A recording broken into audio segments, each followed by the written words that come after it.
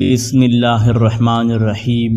السلام علیکم ناظرین، ایک دن نبی کریم صلی اللہ علیہ وسلم غار حرا کے اندر عبادت میں مشغول تھے کہ بالکل اچانک غار میں آپ صلی اللہ علیہ وسلم کے پاس ایک فرشتہ ظاہر ہوا۔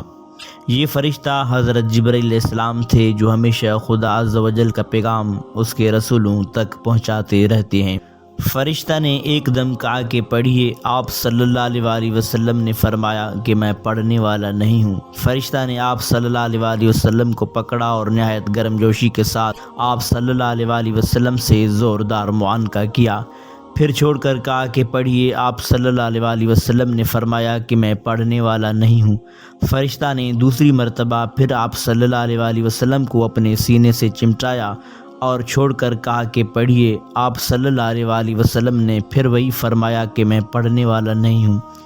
تیسری مرتبہ پھر فرشتہ نے آپ صلی اللہ علیہ وسلم کو بہت زور کے ساتھ اپنے سینے سے لگا کر چھوڑا اور کہا کہ اقرأ بسم ربک الذی خلق، خلق الانسان من علق، اقرأ وربک الاکرم۔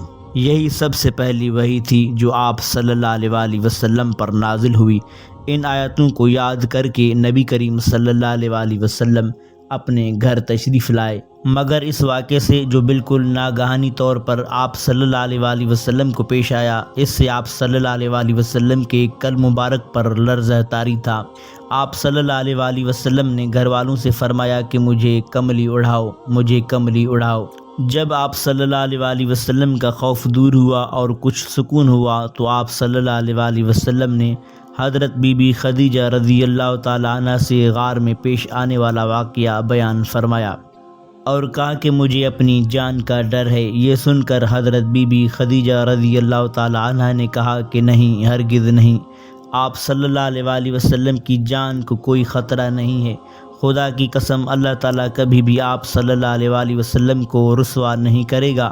آپ صلی اللہ علیہ وسلم تو رشتہ داروں کے ساتھ بہترین سلوک کرتے ہیں، دوسروں کا بار خود اٹھاتے ہیں، خود کما کر مفلسوں اور محتاجوں کو عطا فرماتے ہیں، مسافروں کی مہمان نوازی کرتے ہیں اور حق و انصاف کی خاطر سب کی مصیبتوں اور مشکلات میں کام آتے ہیں۔ ناظرین، اس کے بعد حضرت بی بی خدیجہ رضی اللہ تعالی عنہ آپ صلی اللہ علیہ وسلم کو اپنے چچا زاد بھائی ورقہ بن نوفل کے پاس لے گئیں۔ ورقہ ان لوگوں میں سے تھے جو موحد تھے اور اہل مکہ کے شرک اور بت پرستی سے بیزار ہو کر نصرانی ہو گئے تھے اور انجیل کا عبرانی زبان سے عربی میں ترجمہ کیا کرتے تھے۔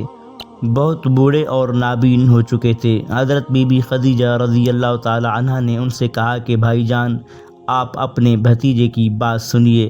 ورقہ بن نوفل نے کہا کہ بتائیے، آپ نے کیا دیکھا ہے؟ نبی کریم صلی اللہ علیہ وسلم نے غار حرا کا پورا واقعہ بیان فرمایا۔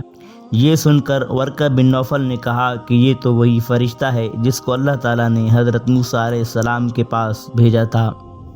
پھر ورقہ بن نوفل کہنے لگے کہ کاش میں آپ صلی اللہ علیہ وسلم کے اعلان نبوت کے زمانے میں تندرست جوان ہوتا، کاش میں اس وقت تک زندہ رہتا جب آپ کی قوم آپ کو مکہ سے باہر نکالے گی۔ یہ سن کر نبی کریم صلی اللہ علیہ وسلم نے تعجب سے فرمایا کہ کیا مکہ والے مجھ کو مکہ سے نکال دیں گے؟ تو ورقہ نے کہا جی ہاں، جو شخص بھی آپ صلی اللہ علیہ وسلم کی طرح نبوت لے کر آیا، لوگ اس کے ساتھ دشمنی پر کمر بستہ ہو گئے۔ ناظرین، اس کے بعد کچھ دنوں تک وحی اترنے کا سلسلہ بند ہو گیا اور نبی کریم صلی اللہ علیہ وسلم وحی کے انتظار میں مضطرب اور بے قرار رہنے لگے، یہاں تک کہ ایک دن نبی کریم صلی اللہ علیہ وسلم کہیں گھر سے باہر تشریف لے جا رہے تھے کہ کسی نے یا محمد صلی اللہ علیہ وسلم کہہ کر پکارا۔ آپ صلی اللہ علیہ وسلم نے آسمان کی طرف سر اٹھا کر دیکھا تو یہ نظر آیا کہ وہی فرشتہ حضرت جبرائیل علیہ السلام جو غار میں آیا تھا، آسمان و زمین کے درمیان ایک کرسی پر بیٹھا ہوا ہے۔ یہ منظر دیکھ کر آپ صلی اللہ علیہ وسلم کے قلب مبارک میں ایک خوف کی کیفیت پیدا ہو گئی اور آپ صلی اللہ علیہ وسلم مکان پر آ کر لیٹ گئے اور گھر والوں سے فرمایا کہ مجھے کمبل اڑاؤ، مجھے کمبل اڑاؤ۔ چنانچہ آپ صلی اللہ علیہ وسلم کمبل اوڑھ کر لیٹے ہوئے تھے کہ ناگہاں آپ صلی اللہ علیہ وسلم پر سورہ مدثر کی ابتدائی آیات نازل ہوئیں اور رب تعالیٰ کا فرمان اتر پڑا کہ یا ایھا المدثر قم فانذر وربک فکبر وثیابک فطہر والرجز فہجر۔ ان آیات کے نزول کے بعد نبی کریم صلی اللہ علیہ وآلہ وسلم کو خداوند قدوس نے دعوت اسلام کے منصب پر مأمور فرما دیا اور آپ خداوند تعالیٰ کے حکم کے مطابق دعوت حق اور تبلیغ اسلام کے لیے کمر بستہ ہو گئے۔